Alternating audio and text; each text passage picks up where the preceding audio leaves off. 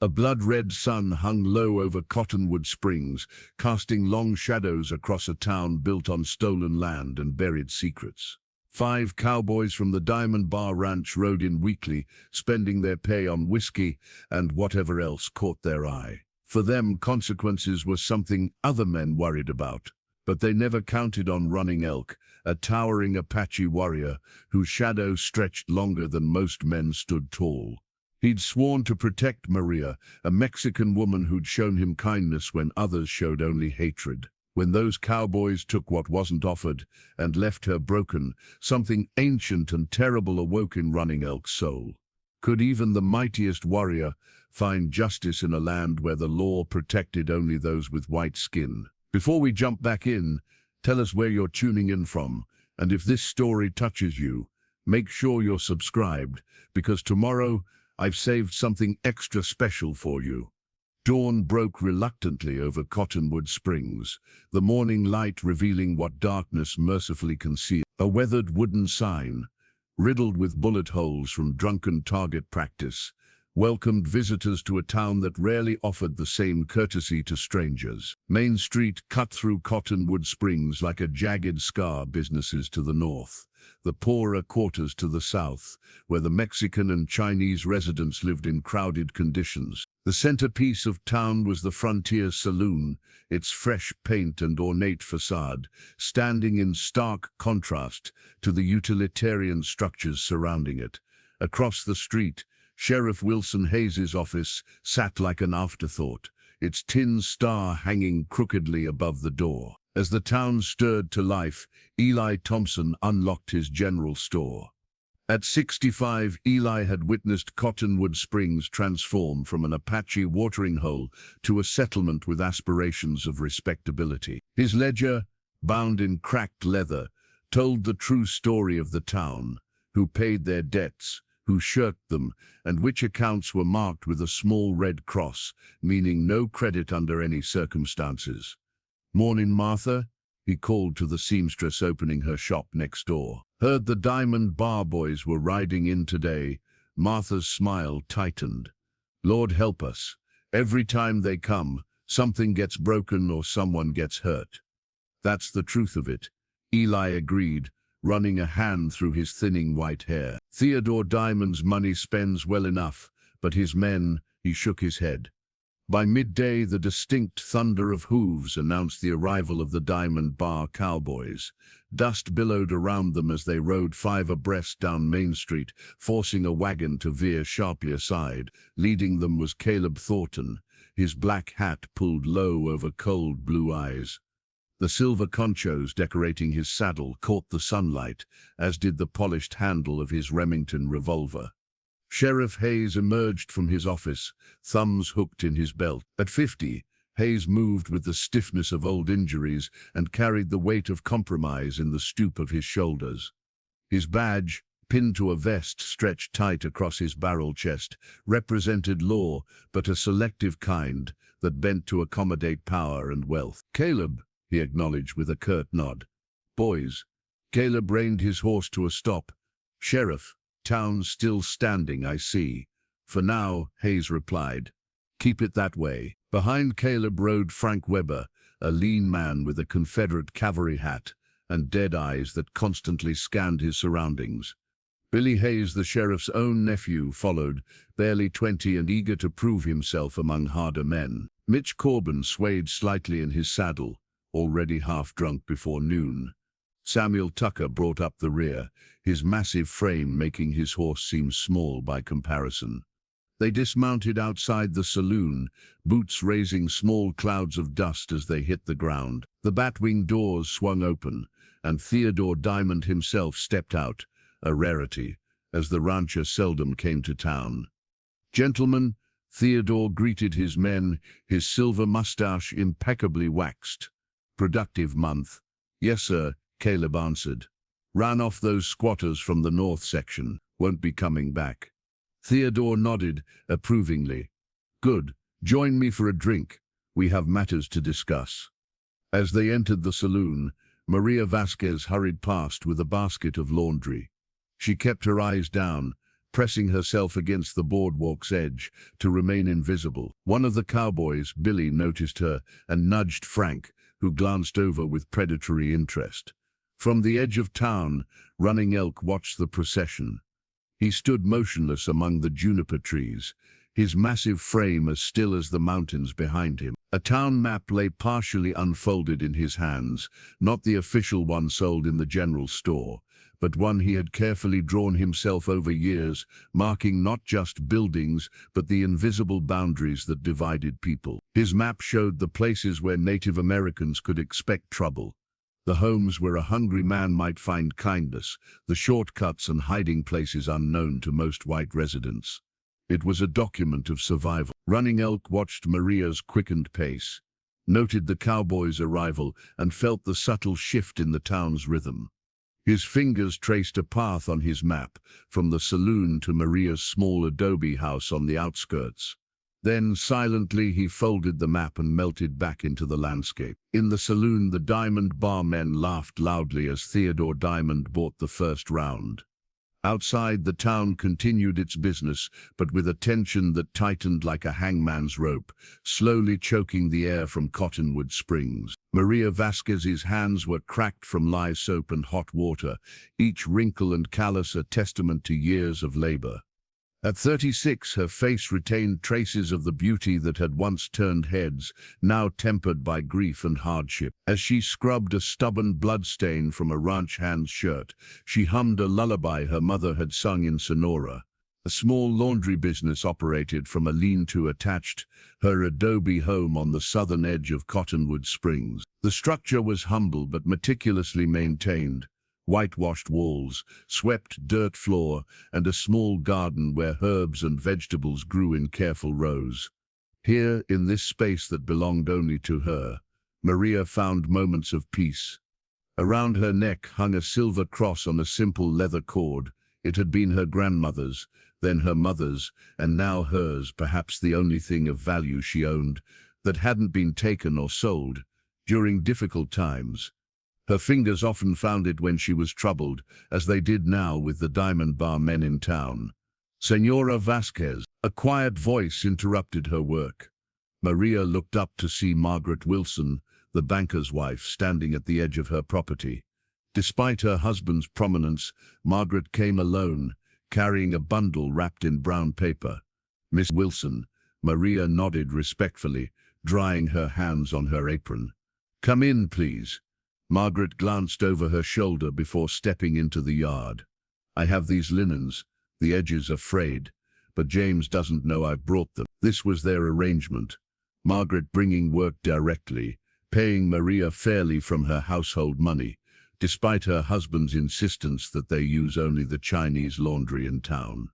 "Gracias," Maria said, taking the bundle. "Will you have some tea? The mint is fresh." They sat in the shade, two women from different worlds finding common ground in small confidences and shared concerns. Margaret was one of several women who sought Maria out, not just for laundry but for her knowledge of herbal remedies, for help with difficult pregnancies, or simply for conversation unhindered by the presence of men. "I should warn you," Margaret said, her voice lowered. "I overheard James speaking with Theodore Diamond yesterday. They're discussing a new ordinance to restrict businesses in town to certain people." Maria's hands stilled around her cup. "I see. It isn't right," Margaret continued. "After everything, after Luis." Even 3 years later, the name of her husband brought both warmth and pain. They had come north together, following promises of work and land. When bandits attacked their wagon train near the border, Luis had fought to protect her. She alone survived, carrying only her silver cross and his fading voice urging her to live. "Life continues," Maria said simply. She had learned that extended grief was a luxury for those who didn't need to work to eat. After Margaret left, Maria finished the day's washing and hung the laundry to dry in the late afternoon sun. As she worked, she noticed movement by the creek that ran behind her property. Running Elk emerged from the cottonwoods, a string of trout in one hand. His massive frame made the pathway seem narrow, but he moved with the quiet grace of a man comfortable in his body. At 6'6", he towered over everyone in Cottonwood Springs. His dark hair was cut shorter than most Apache men wore theirs, a compromise from his years working as an army scout. "The waters are generous today," he said, offering the fish. Maria smiled. "And you are kind to share." She took 2 fish, leaving him the larger ones. "Will you stay to eat?" Their friendship had begun a year earlier, when she found him beaten by drunken ranch hands at the edge of town. She had helped him to her home, treated his wounds, and offered food and shelter without question. Since then he appeared regularly, bringing game or fish, repairing her roof, or simply sitting in companionable silence. "I cannot stay," he replied.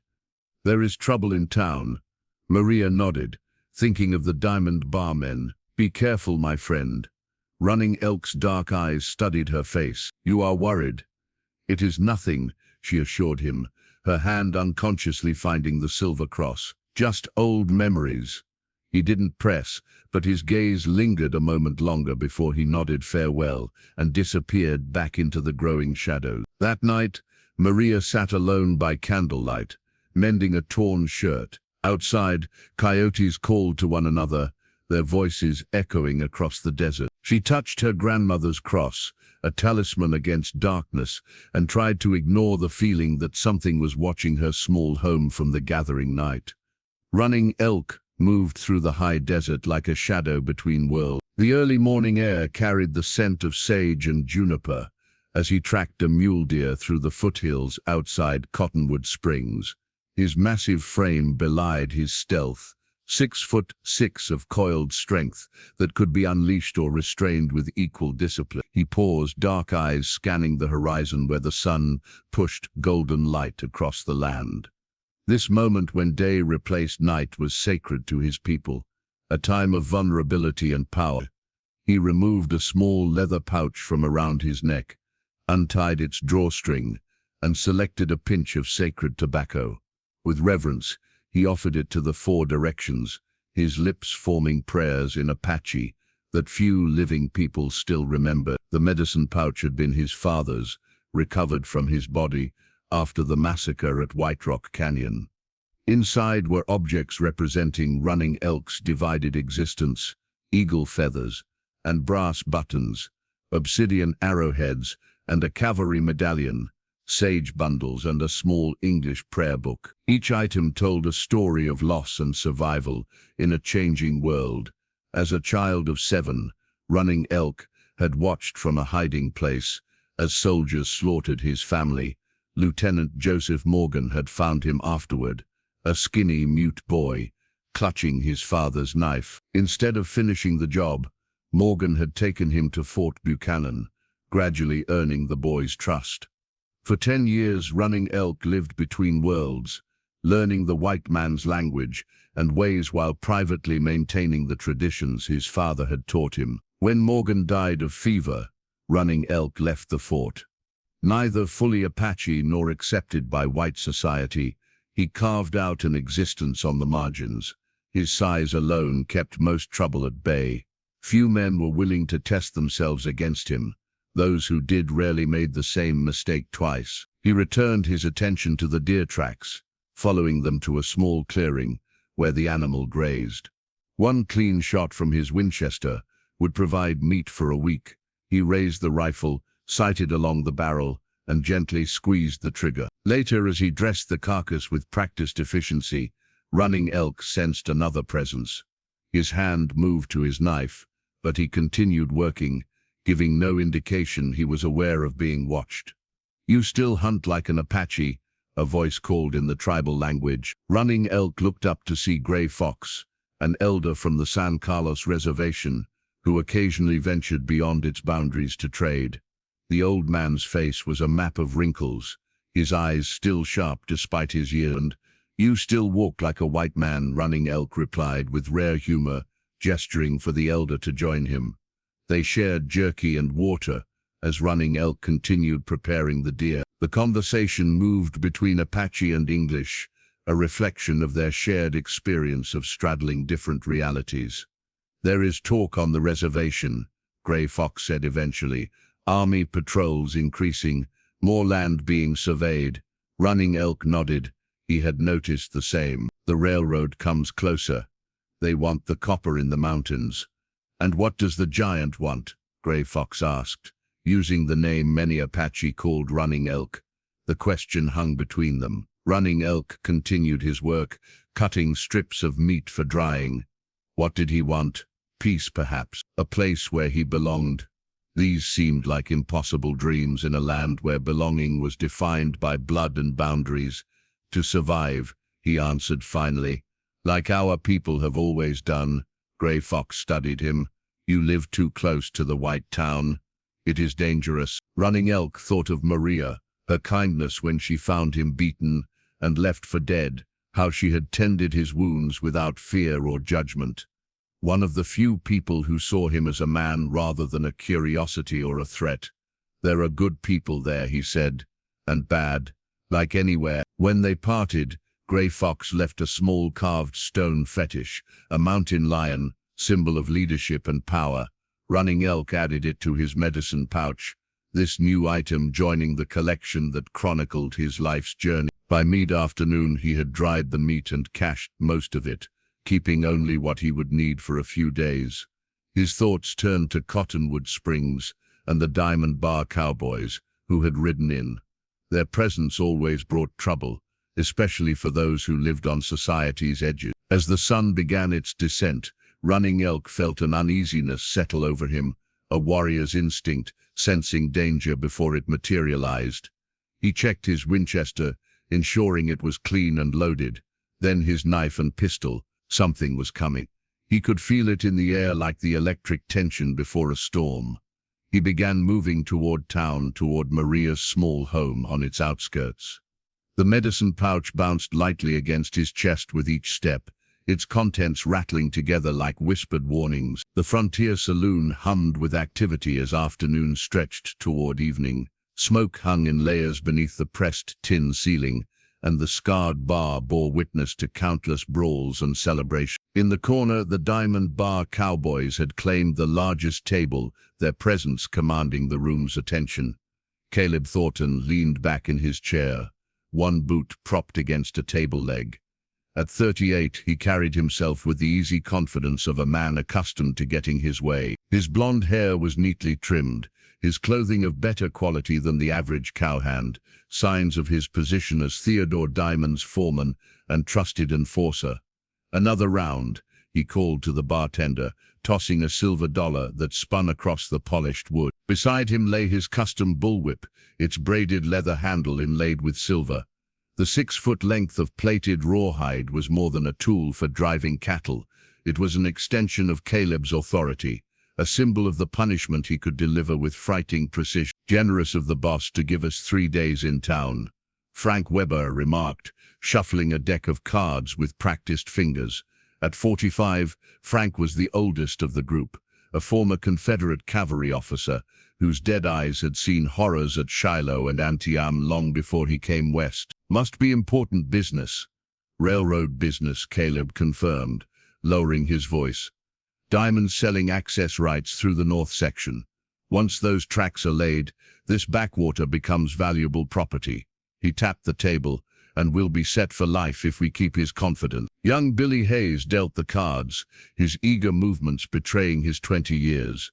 The sheriff's nephew had joined the Diamond Bar 6 months earlier, hungry to prove himself among harder men. His boyish face still showed traces of sunburn across his nose and cheeks. Think we'll see any action? Billy asked, trying to sound casual. Indians or rustlers? Samuel Tucker snorted, his massive shoulders straining his shirt seams. At 6'3" and 250 pounds, he was the crew's enforcer, a man of few words and decisive violence. Always looking for trouble, ain't you, boy? Nothing wrong with that, slurred Mitch Corbin, already deep in his cups, though the sun still hung above the horizon. Perpetually disheveled, with a rust-colored beard and bloodshot eyes, Mitch was the crew's weakest link, kept on because of his unquestioning loyalty to Caleb and willingness to do what others wouldn't. There's that Mexican woman, Mitch continued, wiping his mouth on his sleeve. The laundress saw her earlier. Still got some looks to her. Caleb's fingers drummed lightly on his bullwhip's handle. Maria Vasquez, he said, the name rolling off his tongue with unpleasant familiarity.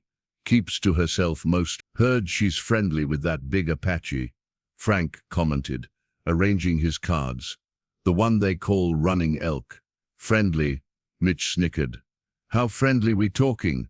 Watch your mouth, Caleb snapped, suddenly sharp. Just because she's Mexican doesn't mean she's loose. The table fell silent, the men exchanging glances. Caleb's interest in the woman was noted, but not mentioned. They'd all been together long enough to recognize when certain subjects were off limits. The saloon doors swung open, and Theodore Diamond entered. At 60, the rancher carried himself with the rigid posture of a man who'd built an empire through force of will. His silver mustache was precisely trimmed, his black suit impeccably tailored despite the frontier setting. "Gentlemen," he nodded, pulling up a chair, "I trust you're enjoying your leisure time." "Yes, sir," they murmured in unison. Diamond signaled for whiskey, then leaned forward. "I've just come from a meeting with James Wilson at the bank. The railroad deal progresses as planned." However, he paused, accepting his drink. "There are complications." "What kind, sir?" Caleb asked, instantly alert. "It seems some of our neighbors have developed consciences regarding the Apache relocation," Diamond said with distaste. "Petitions are circulating, letters to the territorial governor." "Names?" Frank asked, practical as always.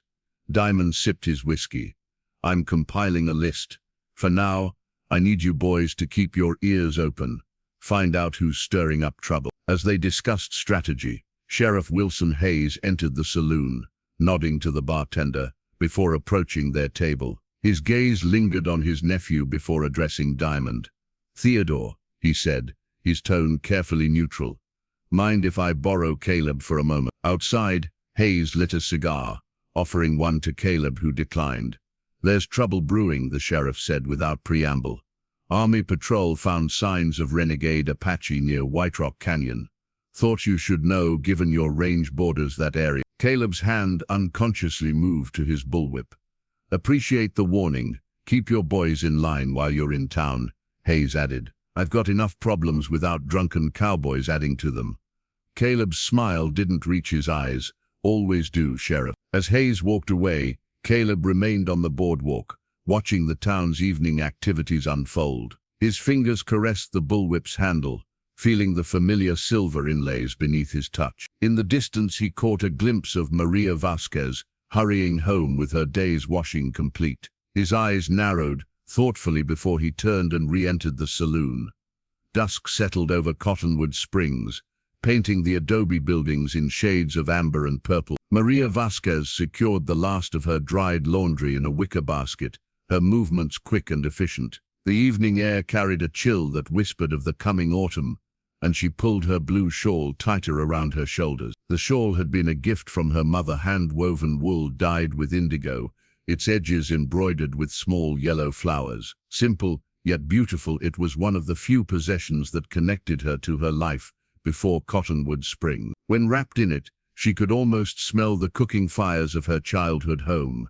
As darkness thickened, Maria's gaze drifted toward the saloon, where light and raucous laughter spilled onto the street. The Diamond Bar men had been drinking since midday. Best to hurry home and bolt her door. Her route took her behind the general store, along a narrow path that wound between the Chinese laundry and the blacksmith's. It was longer but avoided the main where the saloon stood. Few people traveled this way after dark, a fact that usually provided comfort, but tonight felt suddenly ominous. The sensation of being watched prickled between her shoulder blades. Maria quickened her pace, the laundry basket heavy in her arms. The path narrowed as it approached the creek that marked the town's southern edge. Her small house waited just beyond, a sanctuary if she could reach it. "Evening, Mrs. Vasquez." The voice emerged from the shadows, startling her. Caleb Thornton stepped into the meager light, his bullwhip coiled at his hip. He smiled, tipping his hat with exaggerated courtesy. "A lady shouldn't walk alone after dark." Maria tightened her grip on the basket. "I am nearly home, Mr. Thornton." Good evening. She attempted to step around him, but he shifted, blocking her path. His eyes were sharp despite the whiskey on his breath. Let me escort you, he insisted. These paths can be dangerous. No, thank you, Maria replied firmly. I know my way. The sound of boots on dirt made her turn. Frank Weber and Mitch Corbin appeared behind her, cutting off her hat. Frank's face was expressionless, while Mitch grinned with undisguised malice. Now that ain't very neighborly, Mitch drawled. Caleb's just being a gentleman. Maria's heart hammered against her ribs. Please, I must go. What's your hurry? Caleb asked, reaching out to touch her shawl. Pretty thing. Almost as pretty as you. She stepped back, but found herself against Frank's solid presence. The laundry basket tumbled from her grasp, clean linen spilling into the dirt. Your Apache friend isn't here to protect you tonight, Frank observed quietly. The mention of running elk sent a chill through Maria. I have done nothing to any of you, she said, struggling to keep her voice steady. Let me pass. We will, Caleb assured her, his tone reasonable while his eyes remained cold. But first, I think we deserve some hospitality. It's only polite. Billy and Samuel appeared from the direction of her house, completing the circle around her.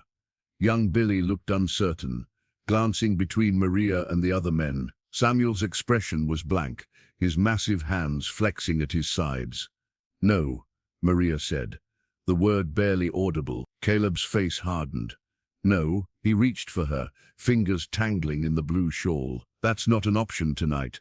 Maria wrenched away, feeling the fabric tear. For one suspended moment, she clutched the damaged shawl, this last piece of her mother. Then survival instinct took over. She ran, abandoning the basket and the torn shawl, racing toward the creek. She made it 3 steps before Samuel's hand closed around her arm. What followed came in fragments of terror and pain. The blue shawl trampled underfoot. Multiple hand voices, some laughing. One, Billy's, protesting weakly before falling silent. The smell of whiskey and tobacco, the creek's gentle gurgling, a cruel counterpoint to violence. Her screams cut short by a calloused palm. And through it all, Caleb Thornton, watching with detached interest, directing the others as if orchestrating a cattle drive. Later, minutes or hours, she couldn't tell, they left her by the creek bank. The night air bit into her exposed skin as she curled around herself, tasting blood and dirt. Nearby, the torn shawl lay partially submerged in the creek, its blue fibers darkening as water saturated the wool. With trembling fingers, Maria reached for it. The embroidered flowers her mother had so carefully stitched were now ripped and muddied beyond recognition. Like her, like everything. Above, stars wheeled indifferently across the vast Arizona sky. A coyote called from the distant hills, its lonely howl echoing her desolation. Maria clutched the ruined shawl to her chest and finally allowed herself to weep, her tears mixing with the creek water that carried fragments of blue wool downstream. In the darkness beyond her sight, a figure watched from the ridge above. Not one of the cowboys, but a hunter, returning too late to prevent what he'd sensed was coming. Running Elk stood motionless, the distant sounds of Maria's anguish reaching him on the night wind. His massive frame tensed, muscles coiling with a rage so profound it transcended simple anger. This was a fury born of ancient spirits, of ancestors who had witnessed their own women violated by men who believed themselves untouchable. The medicine pouch at his throat seemed to pulse with heat, as Running Elk turned his gaze toward town, toward the saloon where 5 men drank and laughed, unaware that death had just marked them. Dawn crept reluctantly over the horizon, as if hesitant to illuminate the night's cruelties. Running Elk found Maria where she had crawled, halfway between the creek and her small adobe home, her strength having failed her in the darkness. She lay curled upon herself, the torn blue shawl clutched in bloodied fingers. He approached slowly, making his footfalls audible to avoid startling her. When he knelt beside her, Maria flinched before recognition dawned in her swollen eyes. "Can you stand?" he asked softly. She tried, her legs buckling. Without hesitation, Running Elk gathered her into his arms, cradling her against his chest with a gentleness that belied his massive size. Her body felt impossibly light, as if something essential had been torn away, leaving only a fragile shell. Inside her home, he laid her on the narrow bed and moved with quiet efficiency, building a fire in the small hearth, heating water, gathering clean cloth. No words passed between them. None were necessary. The evidence of what had happened was written in bruises and blood, in torn clothing, and the hollow emptiness of Maria's gaze. As the room warmed, Running Elk opened a leather bundle he'd brought with him. Inside lay an assortment of dried plants, roots, and clay pots of salves, healing herbs gathered from the high desert and prepared according to traditions passed down through generations of Apache medicine. His large hands moved with surprising delicacy, grinding dried arnica flowers into a paste, mixing yarrow with warm water, preparing infusions of willow bark for pain. Each herb had been harvested with prayer, each preparation accompanied by whispered words in his native tongue, ancient healing songs that spoke to the plant spirits. "I will need to treat your wounds," he said at last, his deep voice gentle. Maria nodded once, her face turned toward the wall. Running Elk worked methodically, cleaning abrasions, applying medicine to bruises, binding what was broken. His medical knowledge blended Army field training with Apache healing wisdom, scientific precision guided by spiritual understanding. As he tended to her, Running Elk kept his rage carefully contained. Now was the time for healing, not vengeance.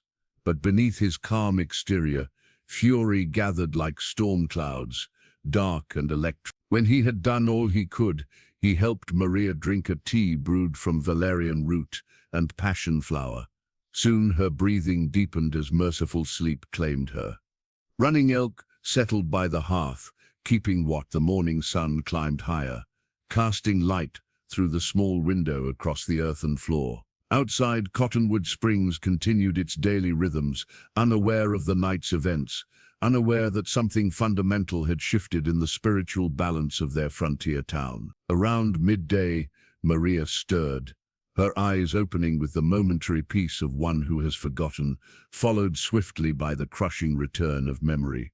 "They will come back," she whispered, her first words since he'd found her. "No," Running Elk replied, the single word carrying the weight of absolute certainty.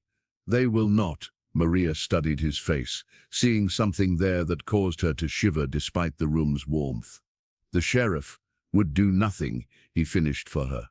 "Not against the Diamond Bar." "Then what can be done?" Her voice cracked with despair. Running Elk was silent for a long moment. "There is another justice," he said finally, "older than their laws." Maria closed her eyes, tears slipping down her bruised cheeks. "I should have stayed in Mexico. This is not your doing," he said firmly. "The shame is theirs alone." She shook her head slightly. "They said." She swallowed hard.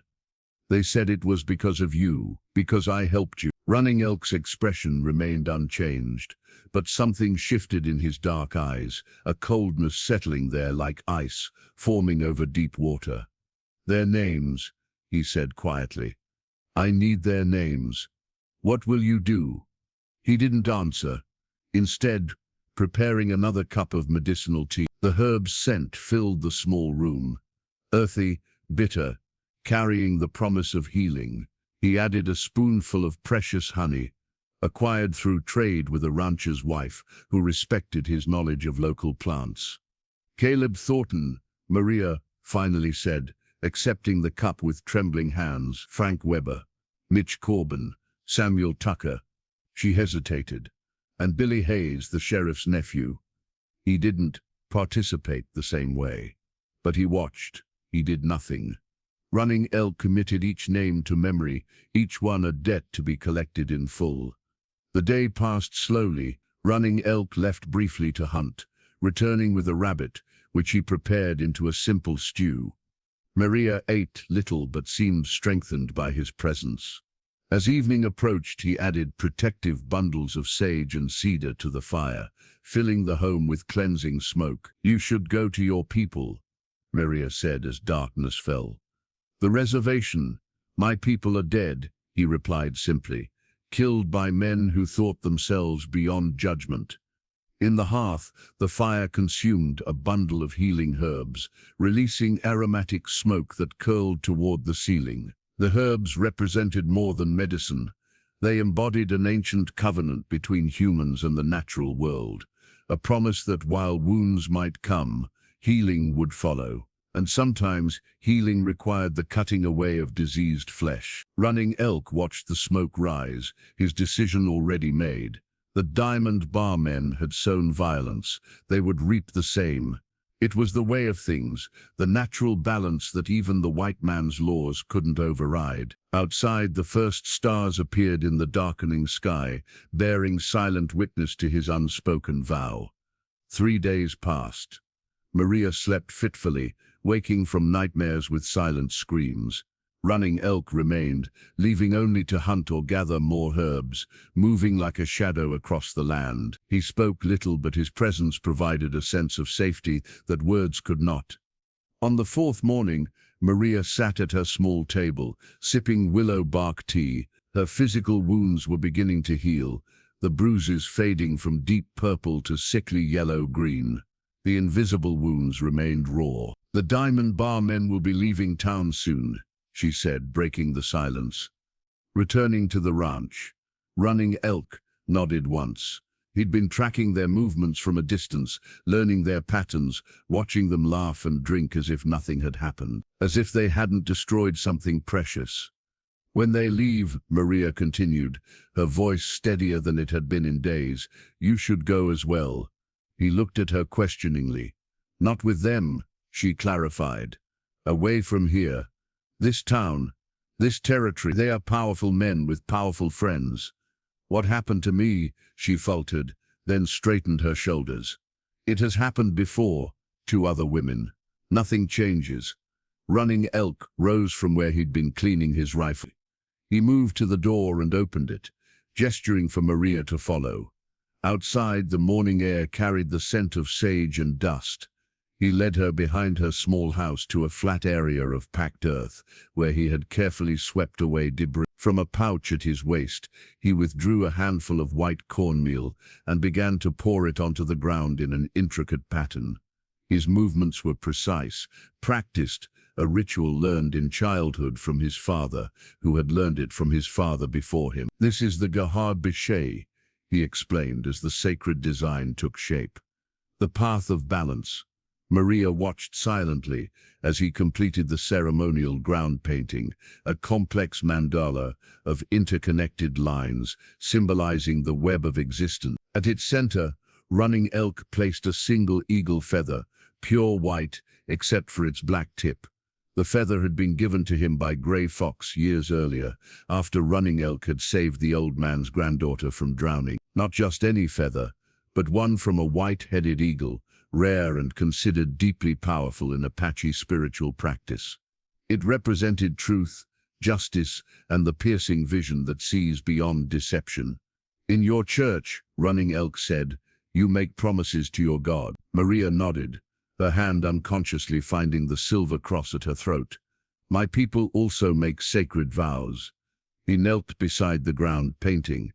"What was done to you has unbalanced the world. It must be set right."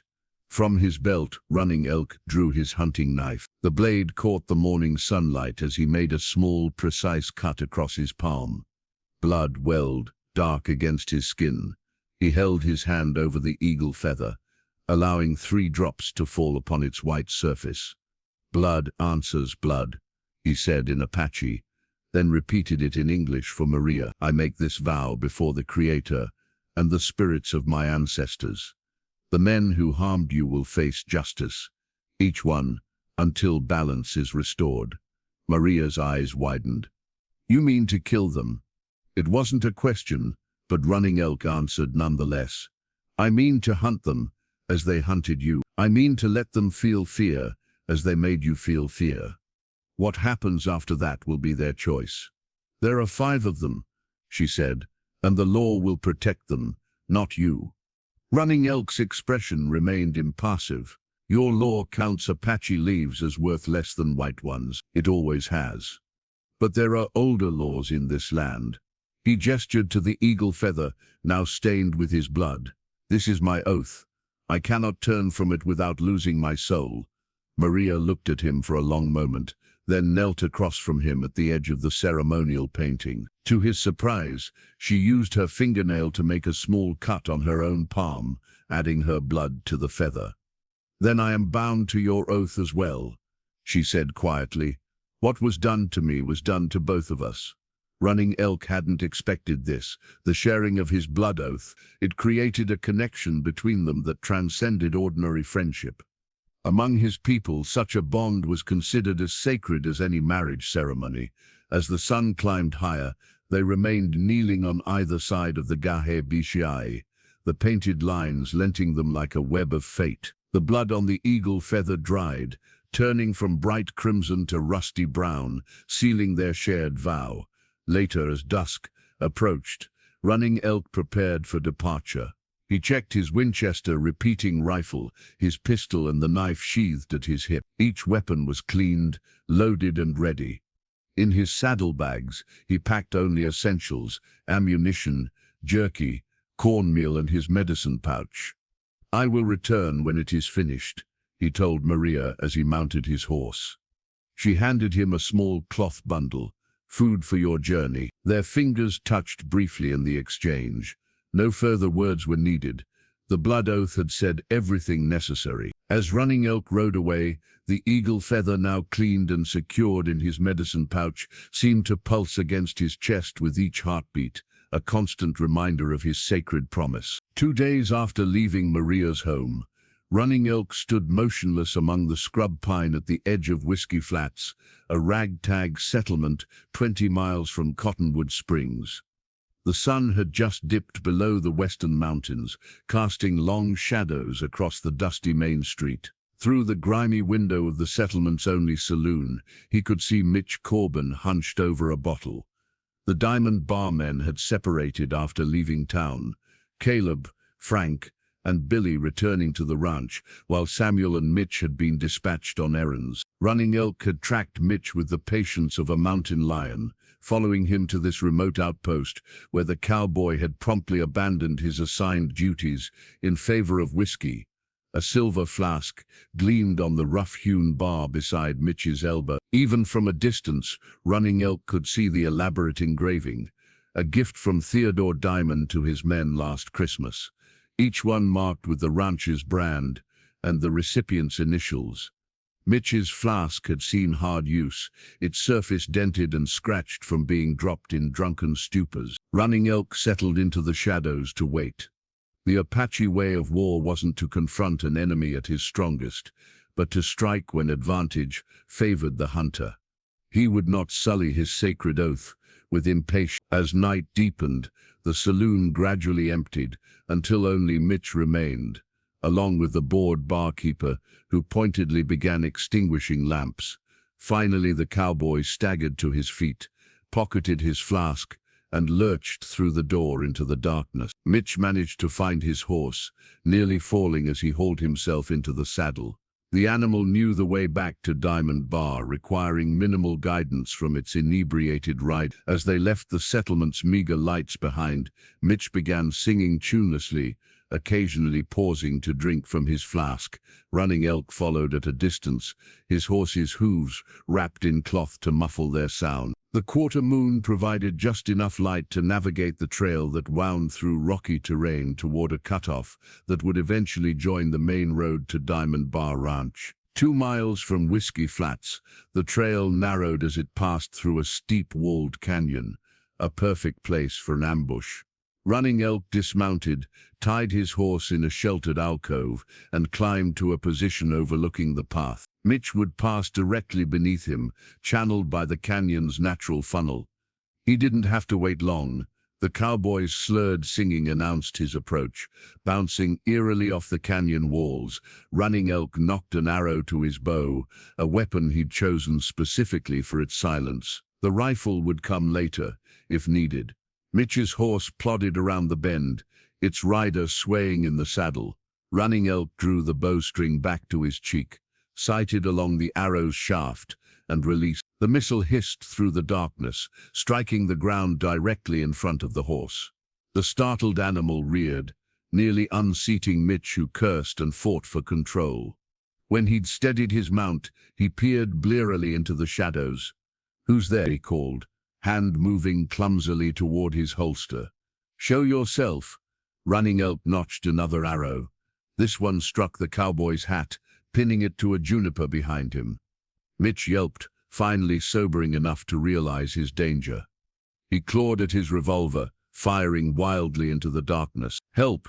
he shouted, his voice cracking with fear. "Somebody help!" Only the canyon's echo answered, throwing his pleas back at him mockingly. Running Elk descended from his position with silent efficiency, circling behind the panicked cowboy.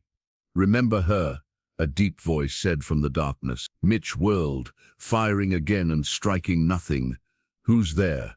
His voice had risen to a terrified whine. "Maria Vasquez." The name hung in the air between them.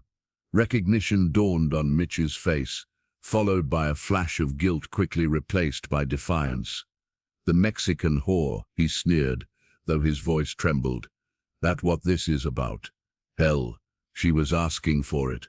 Friendly with Injuns and all." Running Elk stepped into a shaft of moonlight, allowing Mitch to see him fully, war paint striping his face, feathers braided into his hair, the eagle feather prominent at his throat. He looked every inch the Apache warrior of settler nightmares. Mitch's face drained of color. "Now listen," he stammered. "That was just some fun. No harm meant. I was drunk, wasn't thinking straight." "She begged you to stop," Running Elk said, his voice calm. "You laughed." The cowboy's eyes darted. Seeking escape, finding none, his hand jerked toward his gun again. Running Elk moved with astonishing speed for a man of his size, knocking the weapon away and seizing Mitch by the throat with one massive hand. "Please," Mitch gasped, clawing at the iron grip. "I got money. Whatever you want." Running Elk lifted him easily, the cowboy's boots dangling above the ground. "I want justice. Sheriff Hayes, he'll hunt you down," Mitch choked out. "Let him try." Running Elk's dark eyes were implacable. "Your friends will join you soon enough." Understanding bloomed in Mitch's bloodshot eyes, not just fear for himself, but for his companions. "You can't take on all of Diamond Bar," he wheezed. "They'll kill you." Running Elk's expression didn't change as he drew his knife with his free hand. "Perhaps, but first, I will balance what you did to her." When it was finished, Running Elk cleaned his blade on the juniper's rough bark. He worked methodically in the moonlight, arranging what remained of Mitch Corbin in a specific pattern, a message for those who would find him. Finally, he removed the silver flask from the dead man's pocket and placed it carefully in the center of the display. Before departing, he used a mixture of animal blood and ash to paint a symbol on a nearby rock, the mark of Usen, the Apache creator, calling for divine witness to this act of justice. The first of 5 debts had been paid. Sheriff Wilson Hayes stood over what remained of Mitch Corbin, his weathered face impassive despite the gruesome scene before him. 2 freight drivers had discovered the body at dawn while traveling the canyon road and had raced to Cottonwood Springs with news of the killing. "Apache work," muttered Deputy Collins, a thin man with a perpetually nervous disposition. "Seen it before during the troubles in '74. Hayes didn't respond immediately. He knelt to examine the arrangement of the body, the careful positioning, the ritualistic elements, the silver flask placed prominently at the center. Something about it struck him as deliberate, a message rather than a random act of savagery. "Notice anything missing?" he finally asked. Collins looked confused. "Missing? There's pieces missing everywhere, Sheriff." "His scalp," Hayes clarified. "It's intact. Apache raiders typically take scalps." "Maybe they were interrupted." Hayes shook his head. "No, this was done with plenty of time." He gestured to the symbol painted on the nearby rock.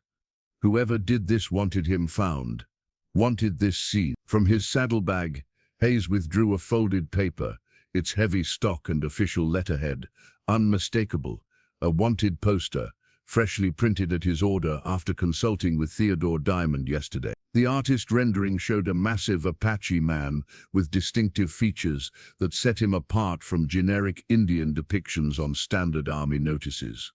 Wanted running elk, the poster proclaimed in bold letters, for the murder of Mitch Corbin. Fear, $100 reward for capture, $100 for proof of death.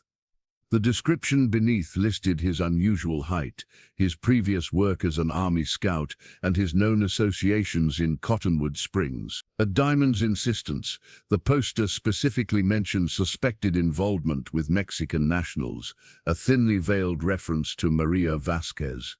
Hayes handed the poster to Collins. "Get these distributed. Every settlement within 50 miles, stage stations, army outposts. I want this Indian found before more bodies turn up." "You think he's gone renegade, Sheriff? Starting some kind of uprising?" Hayes studied the horizon thoughtfully. "Not exactly." He didn't elaborate further. By midday, Cottonwood Springs was buzzing with the news. Extra copies of the wanted poster had been nailed to every available surface: the general store bulletin board, the post office door, the livery stable, and prominently beside the saloon entrance. Inside the Frontier Saloon, the remaining Diamond Bar cowboys huddled around a corner table. Caleb Thornton's face was set in hard lines as he studied one of the wanted posters spread before them. "Running Elk," he said, the name like a curse on his lips. "The giant bastard who's sweet on that Mexican woman." Frank Weber sipped his whiskey methodically. "Question is, why Mitch?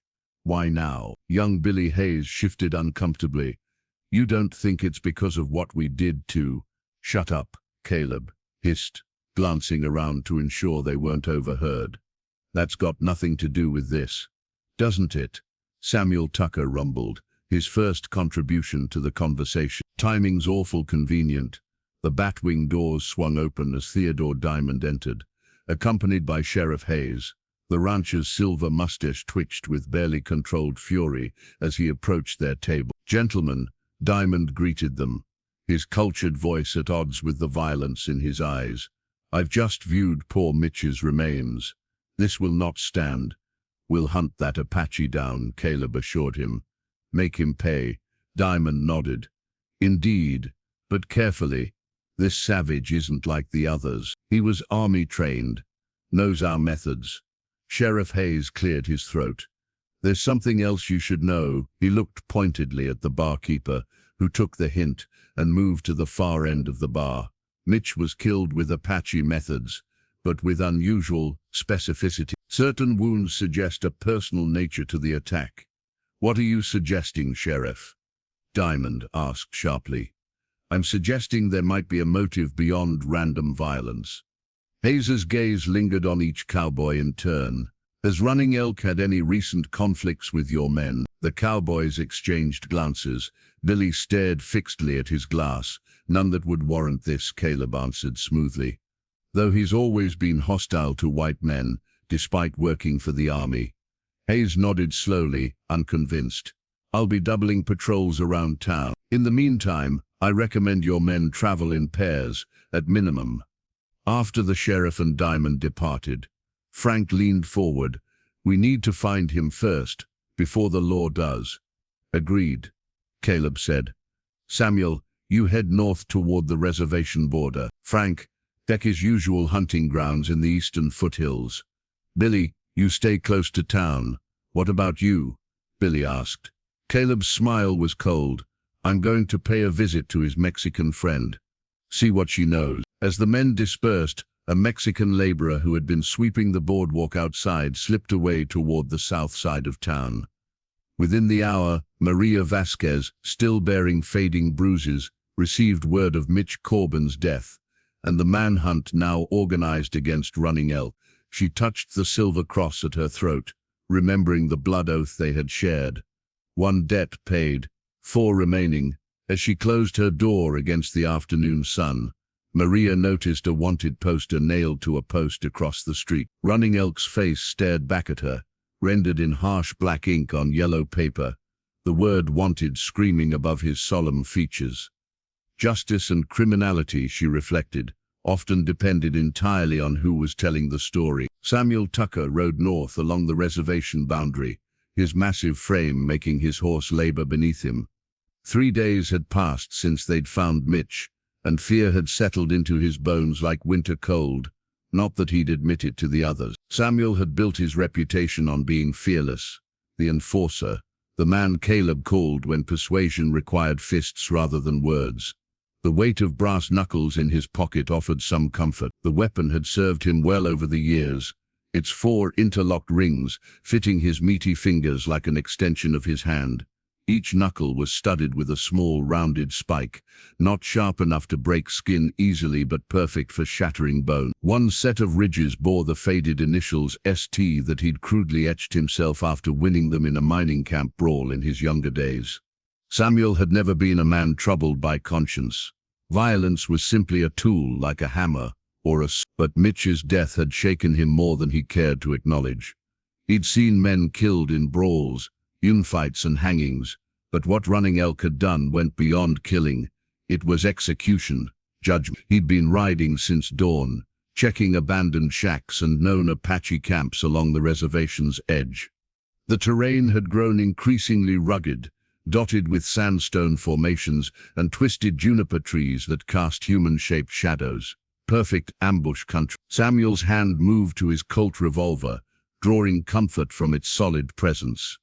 He'd brought extra ammunition, 2 days' provisions, and a bottle of whiskey, though the latter remained untouched.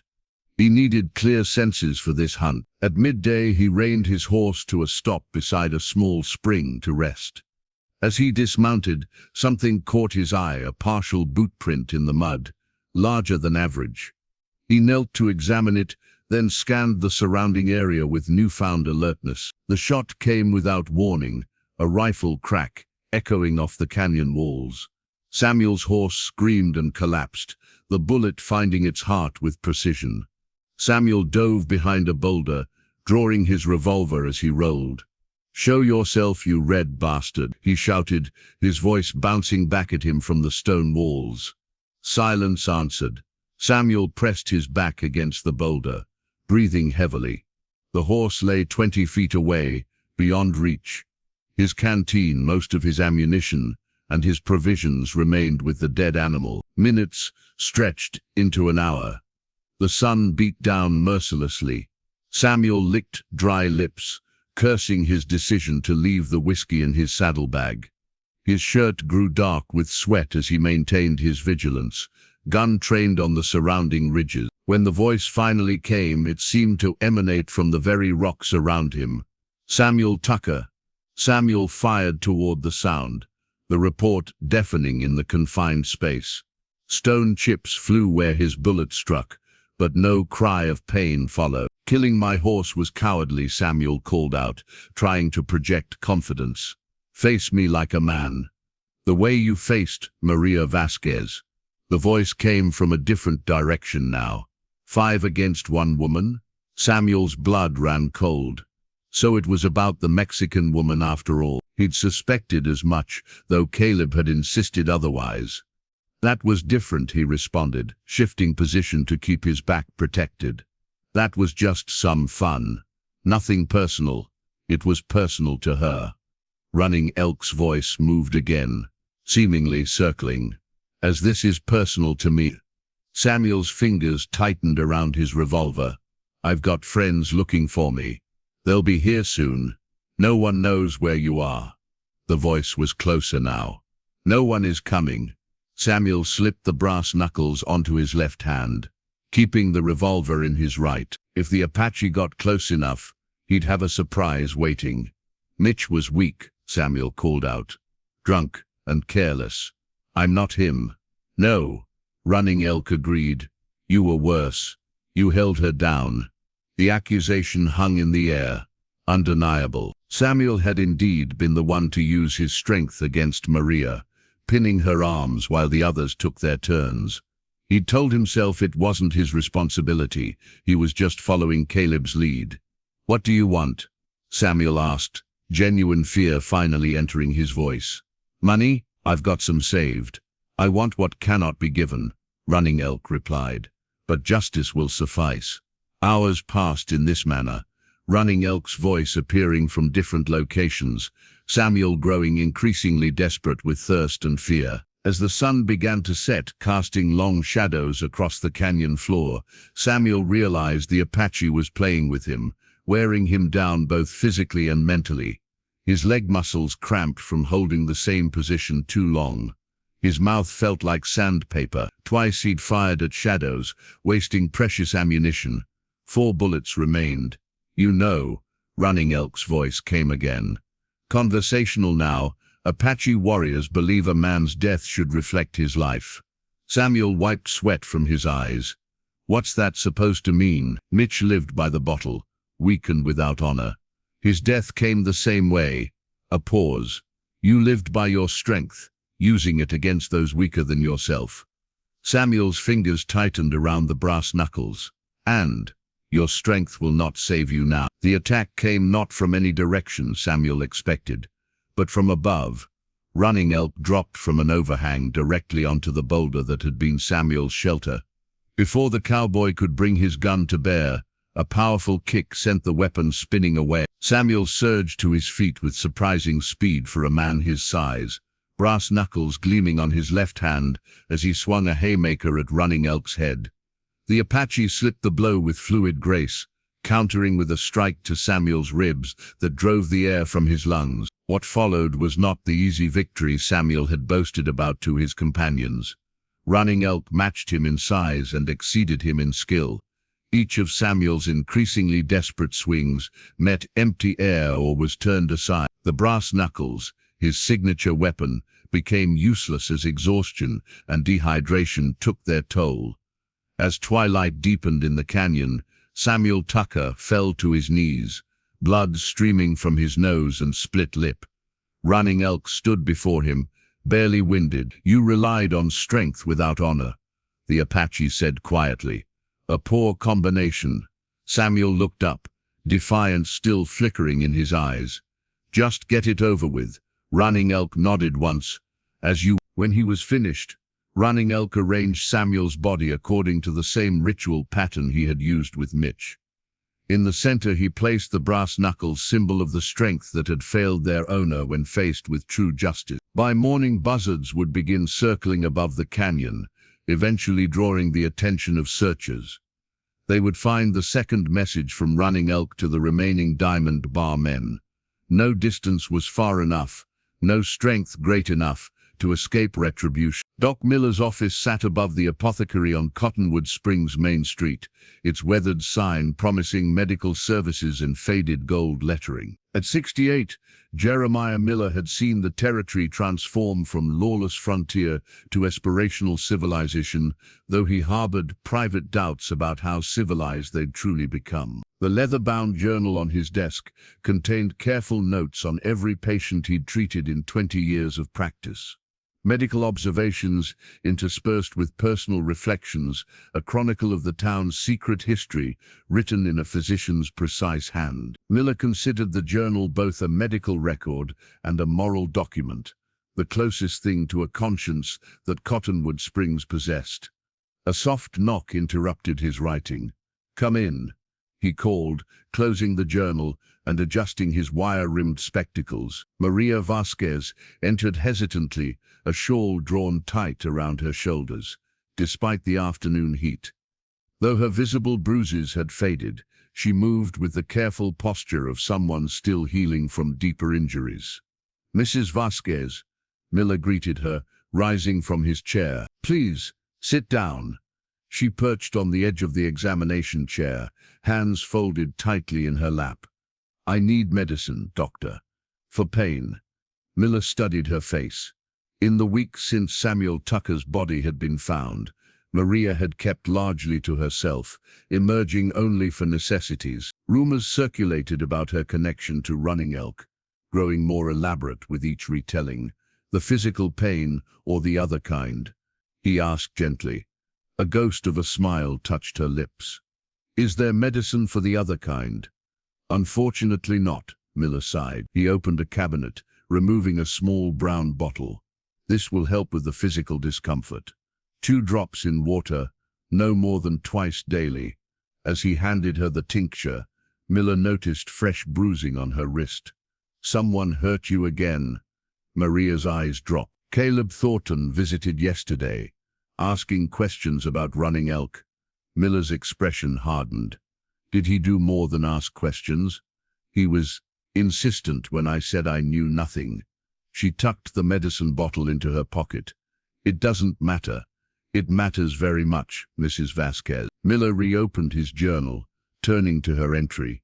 The injuries you suffered last week weren't from a fall, were they? The direct question hung between them. Maria had claimed exactly that, when she'd finally sought treatment for her more serious injuries. But Miller had recognized the patterns of violence immediately. Doctor-patient confidence, she said quietly. You promised, and I've kept that promise.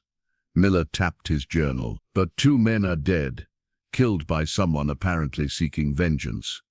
I must ask, were the Diamond Bar men responsible for what happened to you? Maria's silence was answer enough. Miller closed his eyes briefly, a suspicion confirmed. I see, he said, and Running Elk knows this. What will you do? Maria asked, tension evident in her posture. Miller considered the question carefully. As a physician, he was bound by confidentiality. As the town's longest-serving doctor, he'd treated everyone from saloon girls to Theodore Diamond himself. His journal contained enough secrets to destroy half the prominent men in the territory. My duty is to heal, he said finally, both bodies and, when possible, communities. He closed the journal. Rest assured, nothing you've said leaves this room. But perhaps Sheriff Hayes should hear the full story. Not from you, but from someone who's treated injuries like yours before. Maria stood abruptly. The sheriff will do nothing. His nephew was there that night. Miller's eyebrows rose in surprise. Billy Hayes. He participated. He watched. Maria said, bitterness seeping into her voice. He did nothing to stop it. In some ways that is worse. After Maria left, Miller sat for a long time with his journal open before him. The ethical dilemma weighed heavily, his obligation to patient confidentiality against his duty to a community fracturing under the pressure of Running Elk's campaign of vengeance. The reward for the Apache's capture had risen to $500, and Theodore Diamond had imported hired guns from Tucson to supplement the local posse.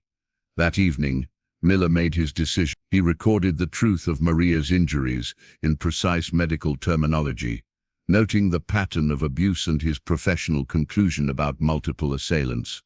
He made no mention of the Diamond Bar men specifically, but included his moral assessment of the situation. Then he closed the journal, locked it in his desk drawer, and walked to the sheriff's office.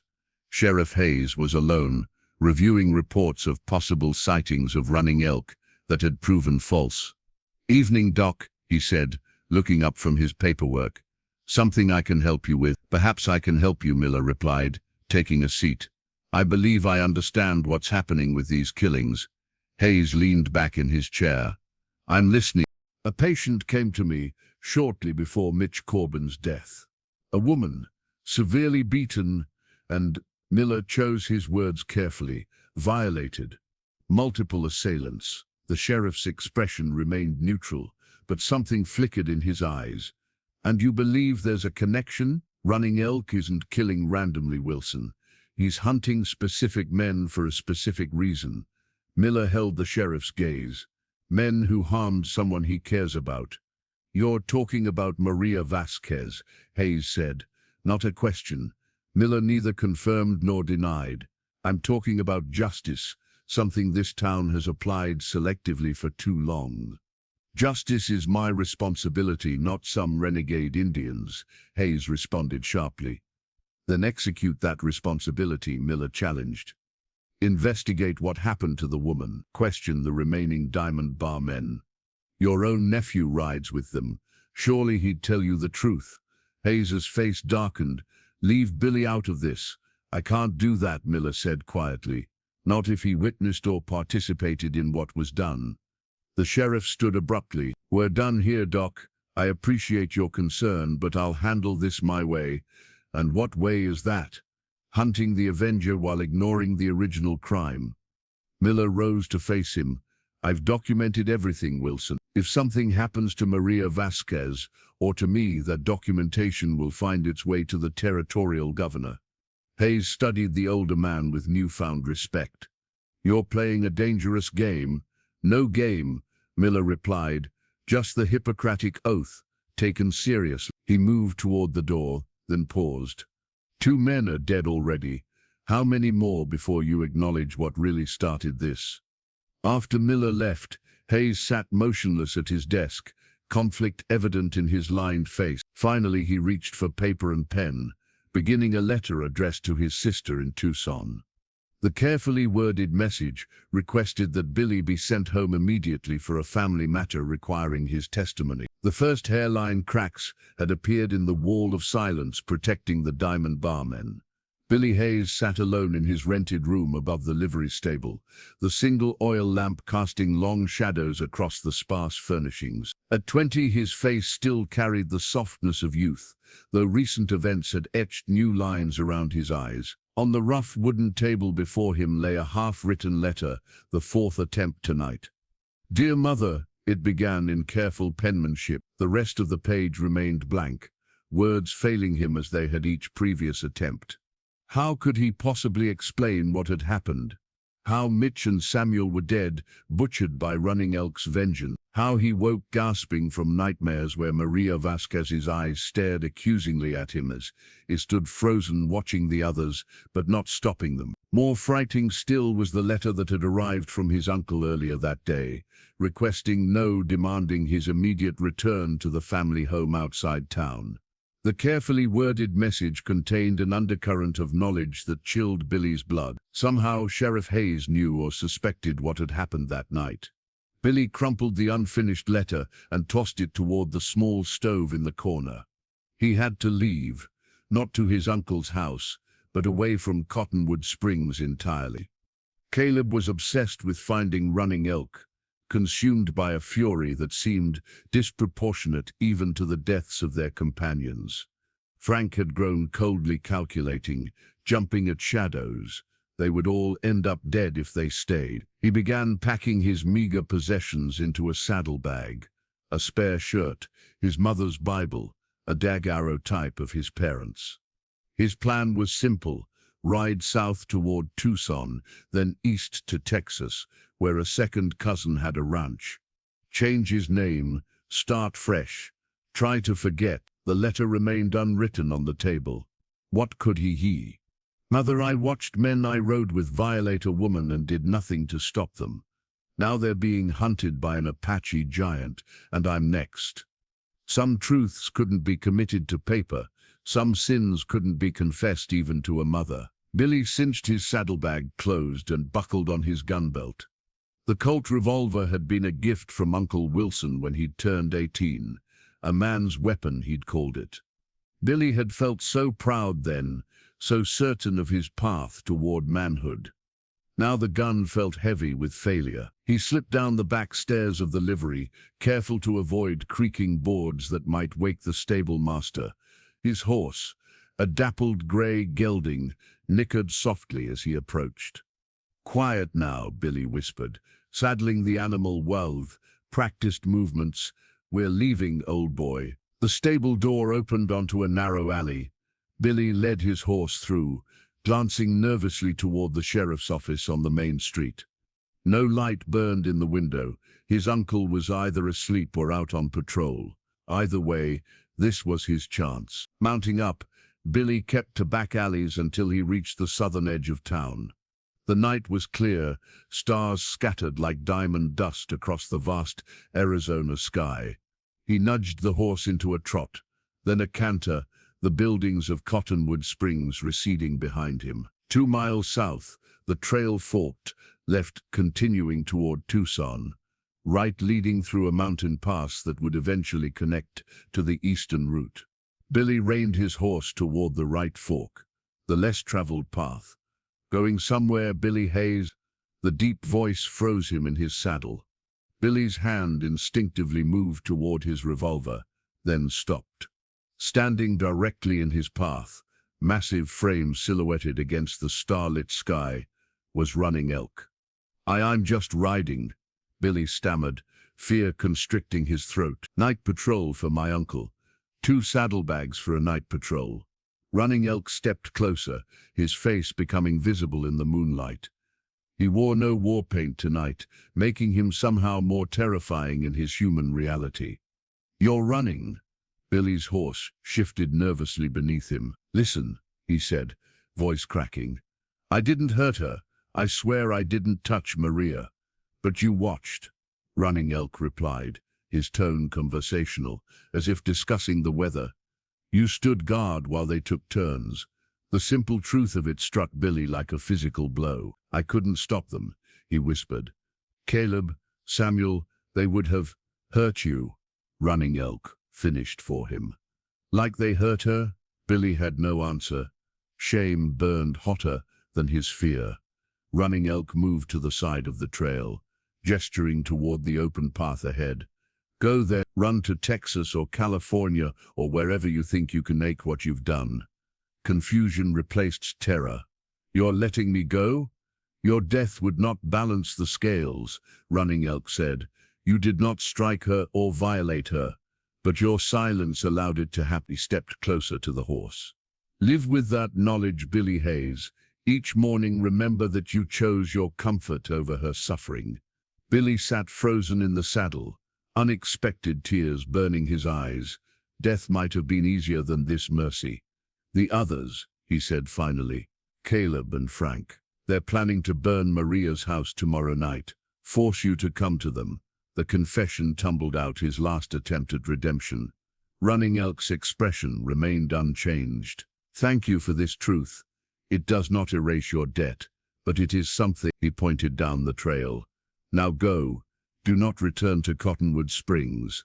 Billy hesitated, then reached into his pocket, withdrawing a folded piece of paper. "I wrote this earlier. Never finished it." He held out the crumpled letter. "Burn it, keep it. I don't care, but know that I wanted to tell someone. I just couldn't find the words." Running Elk accepted the unfinished letter, tucking it into his shirt without reading it. "Words matter less than actions, Billy Hayes.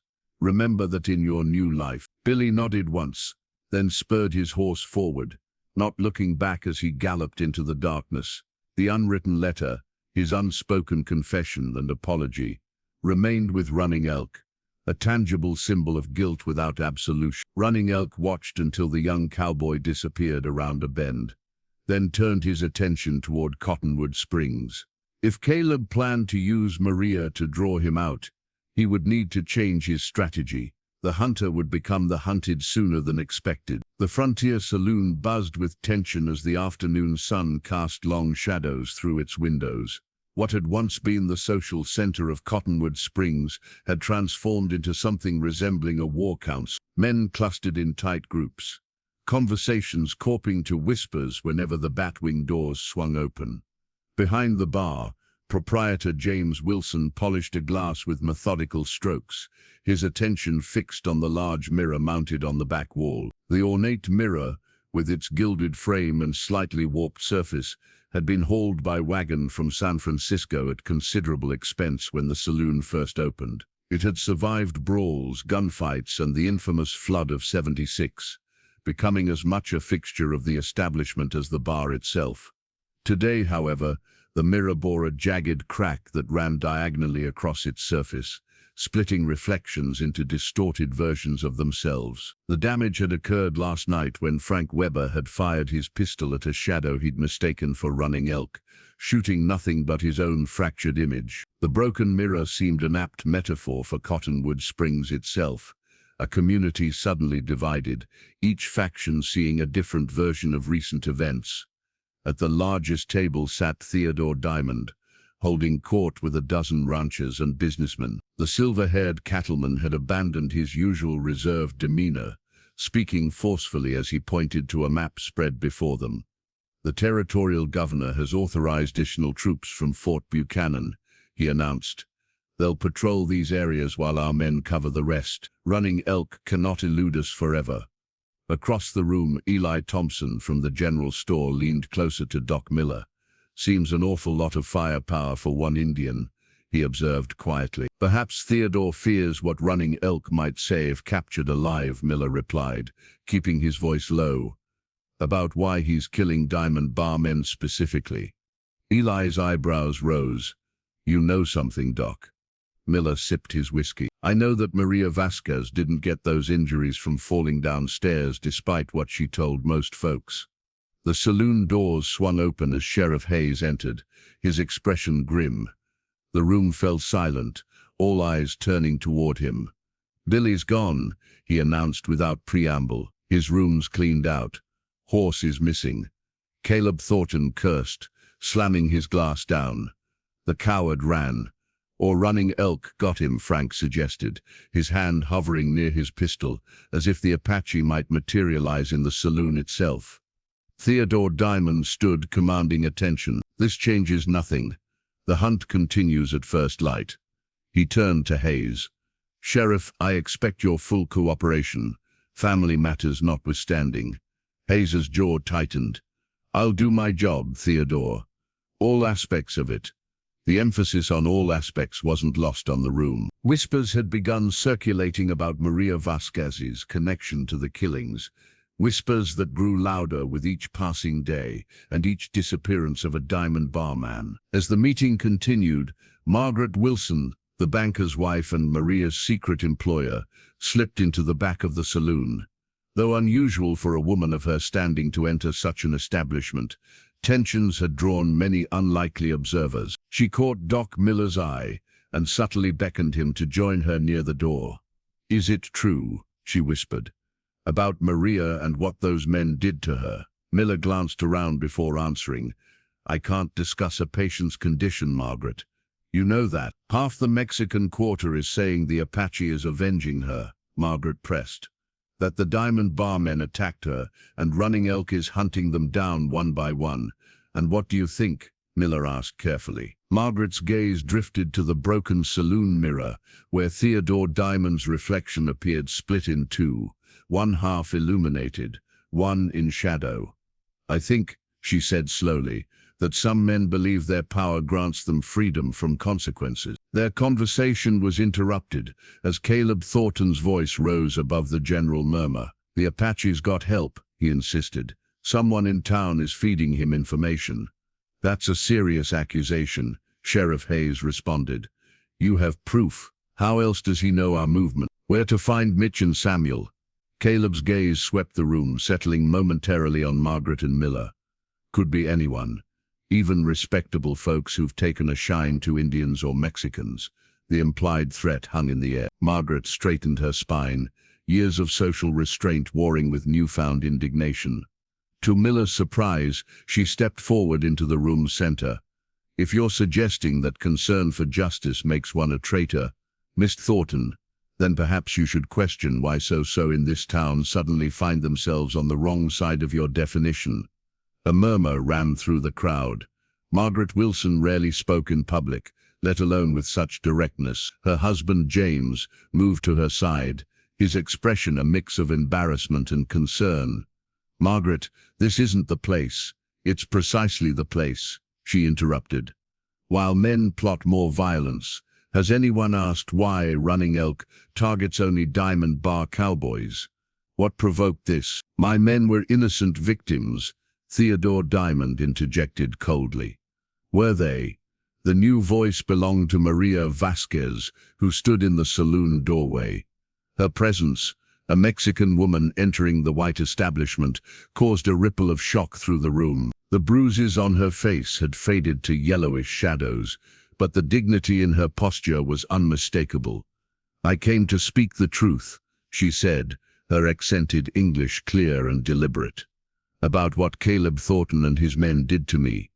Caleb's hand moved to his gun. "Get that lying Mexican whore out of here."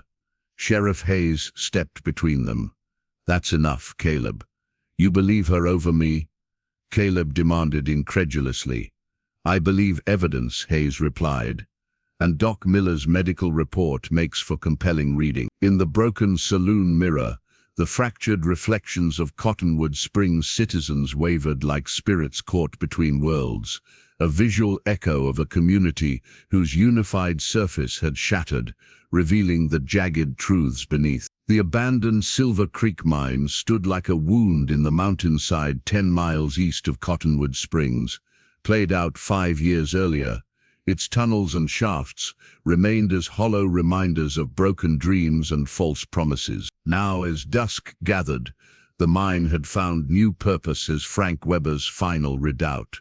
Frank methodically checked his defenses for the 3rd time that hour. After fleeing the confrontation at the saloon, he'd chosen this location carefully, high ground with clear sightlines, multiple escape routes and enough supplies to last a week. Unlike Mitch's drunken carelessness or Samuel's bullheaded confrontation, Frank would use strategy born from 4 years of Confederate cavalry experience.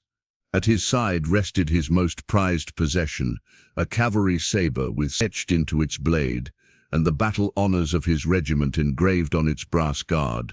The weapon had accompanied him through Shiloh, Chickamauga, and the bitter retreat from Atlanta. When the South surrendered, Frank had refused to relinquish it, instead carrying it west as both practical tool and tangible reminder of a cause he still believed righteous.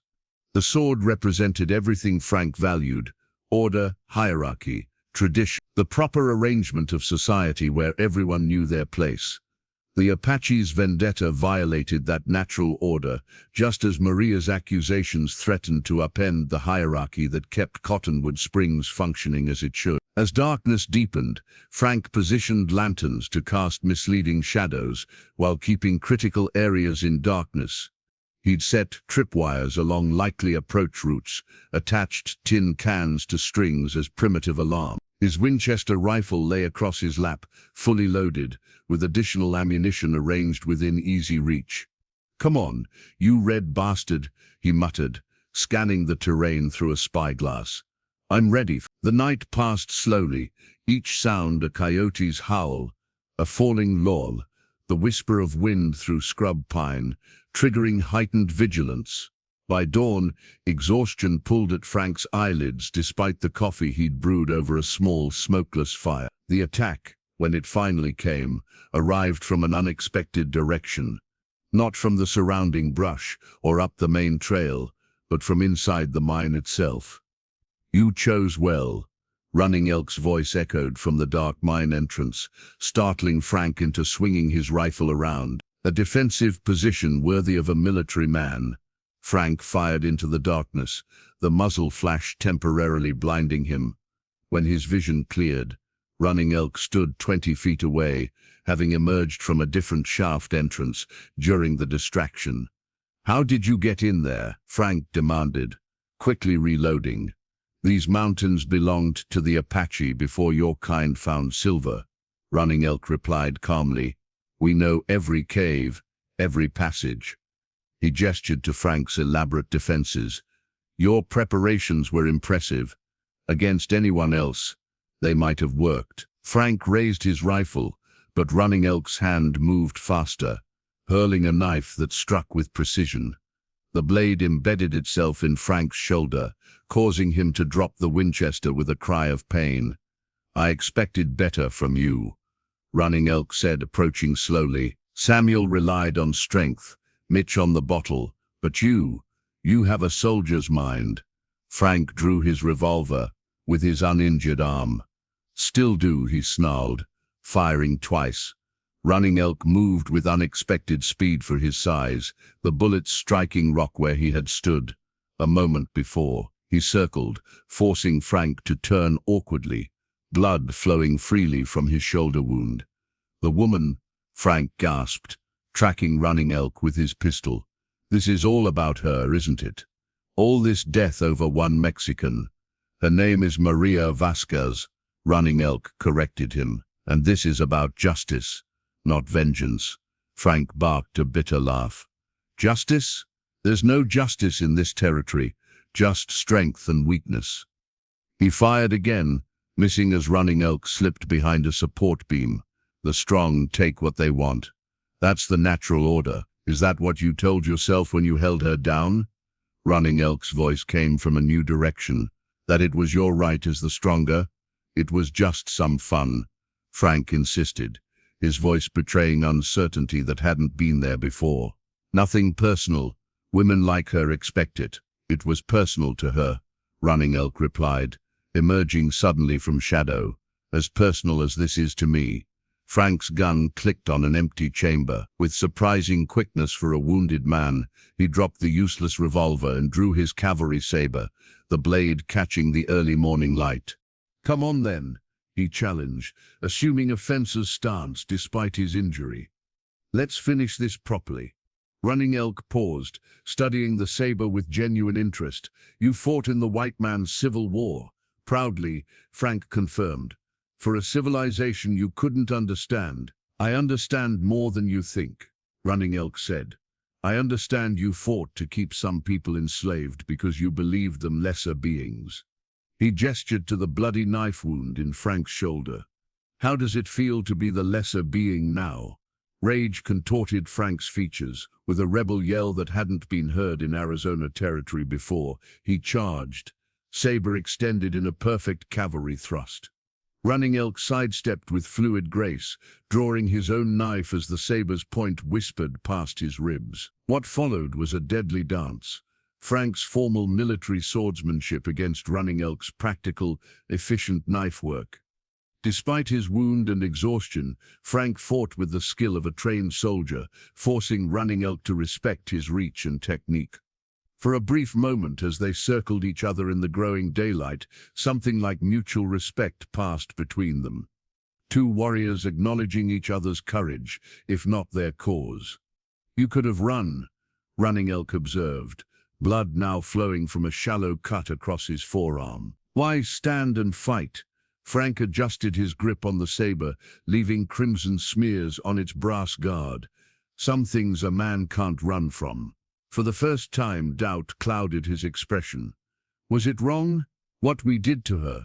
Before Running Elk could answer, Frank lunged in a desperate attack. The Apache moved like flowing water, the saber passing harmlessly as his knife found Frank's heart with unerring precision.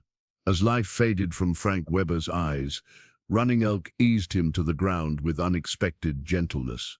You asked if it was wrong, he said quietly. The fact that you questioned it at the end is the only honor you'll take to your grave. When he had finished the ritual arrangement of Frank's body, Running Elk placed the Confederate cavalry saber carefully across the dead man's chest, positioning his hands around its hilt as if ready for one final charge. The weapon that had accompanied Frank from war to war would now accompany him on his final journey.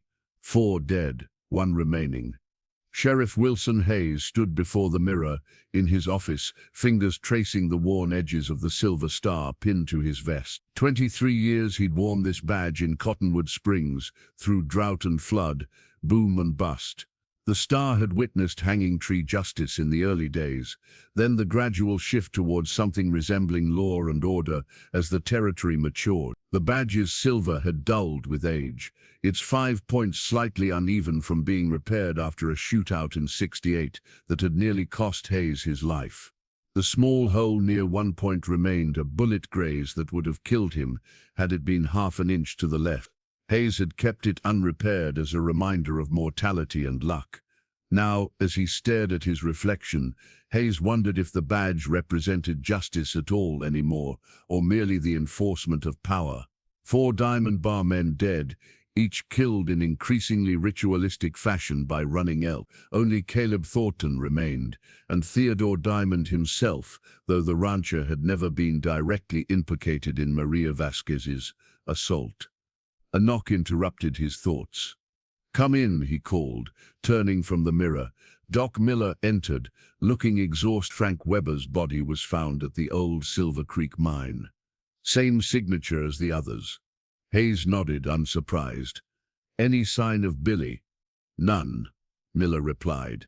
"But there's something else. Maria Vasquez has disappeared from her home." The sheriff's head snapped up.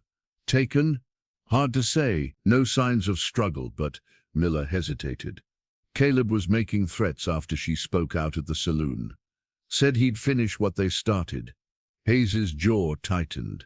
Since Maria's public accusation 3 days ago, Cottonwood Springs had been balanced on a knife's edge. Half the town, mostly the wealthy and powerful, stood with Theodore Diamond, insisting that Running Elk was simply a murderous savage.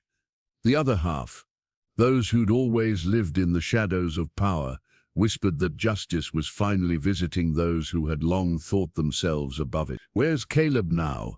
Hayes asked, buckling on his gun belt. "Holed up at Diamond's ranch house with about a dozen hired guns. They've turned the place into a fortress." Hayes lifted the badge from his vest, studying it in his palm. "And Theodore rode into town an hour ago with more men. He's offering $1,000 for Running Elk, dead only. No mention of taking him alive." "Of course not," Hayes murmured. "A trial would be inconvenient." Miller watched as the sheriff continued to contemplate his badge. "What are you thinking, Wilson?" "I'm thinking about what this star really means," Hayes replied. "When I took this oath, I swore to uphold the law for everyone. Not just white men, not just the wealthy. That's a dangerous position in this territory," Miller observed. Hayes reattached the badge to his vest with deliberate movements. "Maybe it's time someone took a dangerous position." Outside, the afternoon sun cast long shadows as Hayes crossed to the telegraph office. He composed a terse message to the territorial governor, outlining the situation and formally requesting jurisdiction over the Running Elk case, superseding any private bounties. It wouldn't stop Theodore Diamond's hired guns, but it would put official sanction behind Hayes's actions. As he exited the telegraph office, Margaret Wilson approached, her usual composure replaced by evident worry. "Sheriff," she called, "there's something you should know. My husband's bank processed a large withdrawal for Theodore Diamond this morning. $5,000 in cash." Hayes frowned. "Blood money for his hunters?" "I don't think so," Margaret replied. "James mentioned that Theodore asked specifically for fresh bills that couldn't be traced to the bank, and he's arranged for a private stage to take him to Tucson tomorrow. He's planning to run," Hayes realized. "Leave Caleb to face Running Elk while he escapes with his fortune." "There's more," Margaret continued, lowering her voice. "I overheard Theodore telling James that once the Apache problem is handled, they'll need to deal with Maria permanently. Her accusations threatened everything: the ranch, the railroad deal, his standing."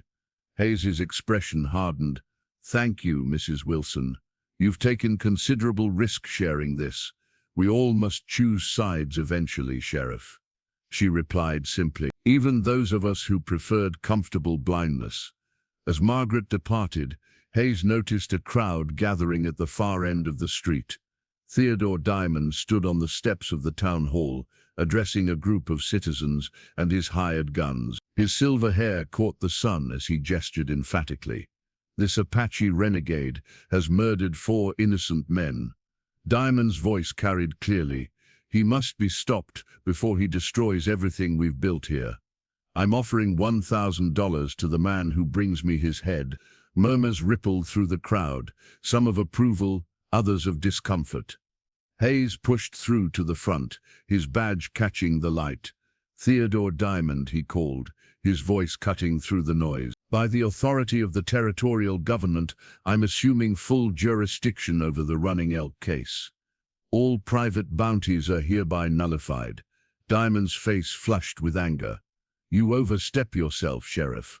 "No," Hayes replied steadily. "For the first time in years, I'm actually doing my job." He turned to address the crowd. "Running Elk will be apprehended and given a fair trial, and at that trial, Maria Vasquez will testify about the assault that precipitated these killings." "You believe that Mexican whore over respected ranchers?" Diamond demanded incredulously. "I believe evidence," Hayes answered. "Doc Miller's medical examination, Billy's disappearance, the pattern of killings targeting only the men who were with her that night." He stepped closer to Diamond, and I believe my own eyes when I see a man preparing to flee with $5,000 while leaving his foreman to face the consequences. The crowd's mood shifted perceptibly. Hayes could feel the momentum changing, the carefully constructed narrative crumbling beneath the weight of accumulated truths. From the corner of his eye, Hayes caught a familiar movement on the ridge overlooking town. A massive silhouette stood outlined against the sky, Running Elk, making no attempt to hide his presence, watching the confrontation unfold below. Several people followed Hayes's gaze, gasps and shouts erupting as they spotted the Apache. But before anyone could reach for a weapon, Running Elk had vanished like a mirage, leaving only the certainty that the final reckoning was now inevitable. The Diamond Bar ranch house stood like a fortress against the sunset, its windows glowing amber as lanterns were lit within. Caleb Thornton paced the main room, pausing occasionally to check his pocket watch, a gleaming gold timepiece with the Diamond Bar brand engraved on its cover, Theodore's gift for 5 years of loyal service. The watch had become a nervous habit over the past days, Caleb checking it compulsively as if time itself might provide escape from the Apache's methodical hunt. Its weight in his palm offered reassurance, a solid, valuable object that connected him to civilization and status, two things Running Elk could never possess. "Any sign of the boss?" he asked. The nearest guard, one of the hired guns Theodore had brought from Tucson. The man shook his head. "Not since he rode to town this morning," Caleb muttered a curse. Theodore's absence gnawed at him, especially after the telegraph rider had delivered news of Sheriff Hayes's public stand against Diamond. Something felt wrong, but Caleb pushed the thought aside. He had more immediate concerns. "Check the perimeter again," he ordered. "That Apache is out there somewhere." As darkness deepened, Caleb positioned men at every window and entrance. Unlike Frank's solitary last stand, Caleb had ensured superior numbers. 12 experienced gunmen surrounded him, with clear firing lines and enough ammunition to hold off a small army. He uncorked a bottle of Theodore's expensive Kentucky bourbon, pouring 2 fingers into a crystal glass. The irony wasn't lost on him, drinking his employer's liquor while beginning to suspect the man had abandoned him. Caleb's fingers found the gold watch again, thumb tracing the Diamond Bar engraving. Outside, a nightbird called once, then again. Then silence, a silence so complete it seemed to press against the windows like a physical force. One of the guards shifted nervously. "I don't like this," he muttered. "No crickets, no nothing." "Shut up," Caleb snapped. But he'd noticed the unnatural quiet too. The first shot came from the darkness beyond the corral, a single rifle report followed by the sound of breaking glass as a lantern shattered, plunging one corner of the room into shadow. Before anyone could react, a second shot extinguished another light. "He's picking off the lamps," Caleb shouted. "Return fire." The guards unleashed a barrage toward the unseen attacker, bullets splintering wood and shattering the night. When they paused to reload, the silence returned, broken only by a low, mocking laugh that seemed to come from everywhere and nowhere. "Is this what you did to her?" Running Elk's voice carried clearly through the darkness, many against one. Caleb fired toward the sound. "Come and face me like a man, you red devil." "I am not the devil here," Running Elk replied from a completely different direction. "You hunt in packs, like coyotes. I hunt alone." Another shot, another lantern, extinguished. The ranch house was now more shadow than light. Panic began to spread among the hired guns as they realized their numbers meant nothing against an enemy who refused to be drawn into direct confrontation. One guard broke, bolting for the door. He made it 3 steps into the yard before an arrow took him through the throat.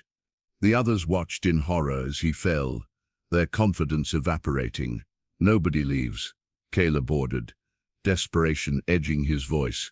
"He can't get all of us." But as the night wore on, Running Elk continued his psychological warfare. One by one, the remaining lights were extinguished. Occasionally a guard would cry out, struck by an arrow that seemed to materialize from solid darkness. Others simply disappeared from their posts, leaving only blood stains. By midnight, only 3 guards remained with Caleb in the main room, backs to one another, jumping at shadows. The gold watch in Caleb's hand showed 12:17 each minute, stretching like an hour. "We need to make a run for it," one guard whispered. "Better to die trying than waiting for him to pick us off." Before Caleb could respond, the front door swung open. A figure stood silhouetted against the night sky, not the massive form of Running Elk, but the smaller frame of a woman. "Maria," Caleb breathed, disbelieving. She stepped into what little light remained, her face calm and resolute.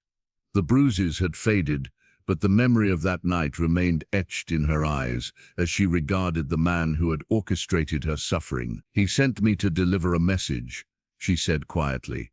"What message?" Caleb demanded, raising his pistol. "That justice comes for everyone," Caleb Thornton, "even men who believe themselves beyond it." The remaining guards looked to each other, then to Maria, then to the open door behind her. The choice was clear in their expressions. They hadn't signed on to die for Caleb's crimes. "We're leaving," one announced, moving toward the door. The others followed. "Cowards!" Caleb shouted after them. "Theodore will have you blacklisted from here to Mexico." "Theodore Diamond fled town 3 hours ago," Maria informed him. "Sheriff Hayes intercepted him at the stage station with the territorial marshal. Your employer abandoned you. Alone now." Caleb's bravado crumbled. "What does he want from me?" he asked, voice cracking. "Money? I've got money." "He wants nothing you can give," Maria replied, "except your fear. The same fear I felt that night." She turned and walked out the door, leaving it open behind her. Caleb stood frozen, the gold watch clutched so tightly in his palm that its edges cut into his flesh. For a long moment, he remained paralyzed by indecision. Then, gathering what courage remained, he bolted through the door into the yard. The moonlight illuminated the ranch grounds in silver-blue clarity. No sign of Maria, no sign of Running Elk. Just open space and the promise of escape. Caleb ran for the stables, gold watch still clutched in his hand, its chain swinging with each desperate stride. He made it halfway across the yard before Running Elk stepped from the shadows of the barn, massive and implacable as a mountain. Caleb skidded to a stop, raising his pistol with trembling hands. "You destroyed something precious," Running Elk said, his deep voice carrying in the night air. "Something that cannot be replaced." Caleb fired, the bullet striking Running Elk in the shoulder. The Apache didn't flinch, continuing his steady advance, as if the wound were meaningless. "Stay back!" Caleb screamed, firing again and missing entirely. Running Elk closed the distance between them with inexorable purpose. "Her name is Maria Vasquez," he said. "Not Mexican, not whore. Maria Vasquez. Remember it as you die." Caleb turned to flee, but there was nowhere left to run. As Running Elk's massive hands closed around him, the gold watch fell from Caleb's grasp, landing face up in the dust. Its hands showed 12:27, the exact time justice finally caught up with the last of Maria's attackers. 1 year later, Cottonwood Springs gathered in the newly constructed town hall. Autumn sunlight streamed through tall windows, illuminating the crowd of citizens, white settlers, Mexicans, and a small group of Apache from the nearby reservation, all seated together in unprecedented integration. At the front of the room, Mayor Eli Thompson, the former general store owner, elected after last year's upheaval, stood beside a leather-bound document, resting on an oak pedestal. The new town charter, with its carefully drafted pages, represented months of deliberation and compromise, a conscious attempt to create a more just community from the ashes of past injustices. "Today marks not just the anniversary of the events that changed our town," Thompson began, his voice carrying to the rafters, "but the beginning of a new chapter for Cottonwood Springs." In the front row, Maria Vasquez sat with quiet dignity. The past year had transformed her from a marginalized laundress to a respected business owner. Her small herb and remedy shop now serving customers from all segments of society. Beside her sat Margaret Wilson, whose friendship had evolved from clandestine employer to public ally. The charter before us, Thompson continued, establishes equal protection under local law for all residents, regardless of race or station.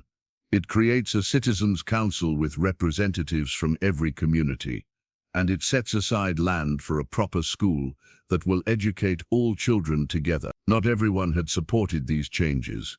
Several families, unwilling to accept the new order, had departed for more traditional settlements. Theodore Diamond, convicted of conspiracy and corruption, now served a 10-year sentence in the territorial prison, his vast ranch divided and sold to smaller farmers. Sheriff Hayes stood at the back of the room, observing with satisfaction. His badge, still bearing its bullet hole, gleamed with fresh polish, a symbol of authority redefined through moral choice rather than mere power. Beside him, young Deputy Collins nervously adjusted his new badge, still uncomfortable with the town's rapid transformation. None of this would have been possible, Thompson acknowledged, without the courage of those who spoke truth when it was dangerous to do so. He nodded toward Maria, then to Doc Miller, whose medical testimony had proven crucial in Theodore Diamond's trial. Mentioned, but present in everyone's thoughts, was Running Elk. After delivering a bound and wounded Caleb Thornton to the sheriff's office that fateful night, the Apache giant had vanished into the mountain. Some claimed he'd returned to his people on the reservation, others that he roamed the borderlands as a solitary guardian. Rumors occasionally surfaced of a towering figure helping travelers in distress or appearing when injustice threatened. As Thompson invited citizens to sign the charter, Maria stepped forward first. She paused, gazing at the document that would have been unimaginable a year earlier. With deliberate strokes she signed her name, not in the margin where Mexican signatures had traditionally been relegated, but directly on the main line. Others followed: Thompson, Hayes, Miller, Margaret Wilson, and representatives from each community. When the Apache elder Gray Fox approached, leaning on a wooden staff, a murmur rippled through the room. His signature, made with careful concentration, represented a bridge between worlds that had seemed unbridgeable for generations. After the ceremony, as people mingled in the autumn sunshine, Maria slipped away toward the edge of town. The path to her home was familiar, but she continued past it, climbing the small rise that overlooked Cottonwood Springs. There, as she had expected, a massive figure waited beside a solitary juniper tree.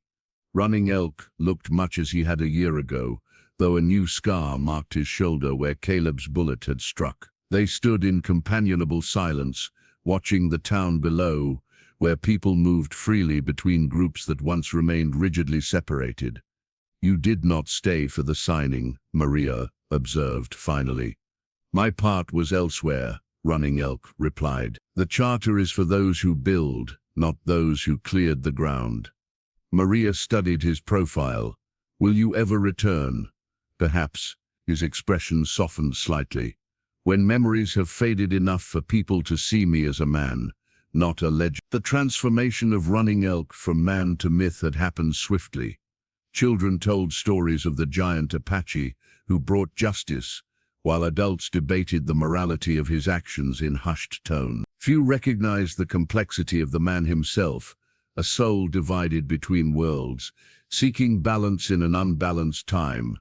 "The children at the new school learn about what happened," Maria told him. "The truth, not legends. They should know the cost of justice and the faces of those who paid it." Running Elk nodded, appreciating her understanding. From a pouch at his waist, he withdrew a folded document, weathered, yellowed, with official seals still visible, despite age and handling. "I received this yesterday," he said, offering it to her. "From the territorial governor." Maria unfolded the paper carefully. It was a pardon, complete with signatures and seals, absolving Running Elk of all charges related to the deaths of the Diamond Bar men. The document cited extraordinary circumstances and compelling evidence of prior crimes unpunished. "You are free," she whispered, understanding the significance. "I have always been free, he corrected gently. But now I can choose my path without looking over my shoulder. As sunset painted Cottonwood Springs in hues of amber and gold, Maria and Running Elk descended the hill together. Whether he would stay or continue his solitary journey remained unspoken between them. The blood oath that had bound them had been fulfilled, but something deeper had grown in its place, a connection forged through shared suffering and triumph. Below them, the new town charter awaited its final signatures, its pages promising a future where justice might precede vengeance, where balance might be maintained through law rather than blood. It was an imperfect promise, as all human endeavors must be, but it represented hope that from the darkness of cruelty, the light of transformation might emerge. Running Elk paused at the edge of town, where light from windows spilled onto the dusty street. For a moment he appeared as he had a year ago, a shadow between worlds, watching from the periphery. Then, with deliberate purpose, he stepped into the light beside Maria, ready to write the next chapter of their shared story.